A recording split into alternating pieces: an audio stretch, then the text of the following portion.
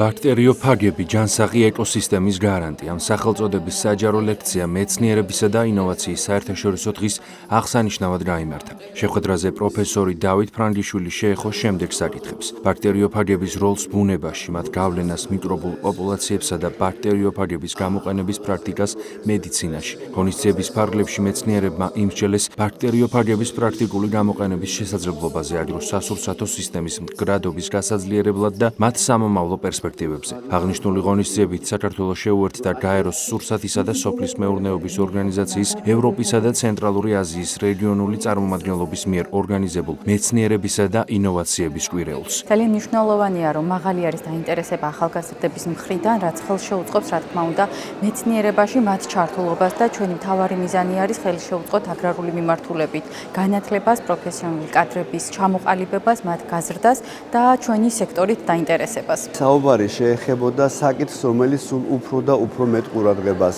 იმსახურებს და მაგალითისთვის წელს ჩატარებულ მსოფლიო ეკონომიკურ ფორუმზე აი საკითხი იყო აღნიშნული როგორც 10 ყველაზე უფრო პერსპექტიული მომავლის ტექნოლოგია.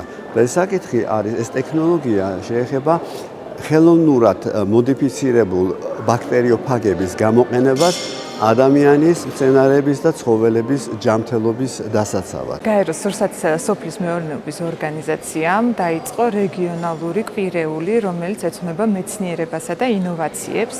ფაო საქართველოს ოფისი ამ კვირეულს შეუერთდა მეცნიერებისა და ინოვაციების დღით, იმიტომ რომ ფაოსთვის არის ძალიან პრიორიტეტული და მნიშვნელოვანი ზოგადად მეცნიერების და ინოვაციის მხარდაჭერა. ლექციის თემად ავირჩიეთ ფაგები, რადგან ფაგები არის დასახელებული ერთ-ერთ უახლეს და სწრაფად განვითარებულ ტექნოლოგიებს შორის,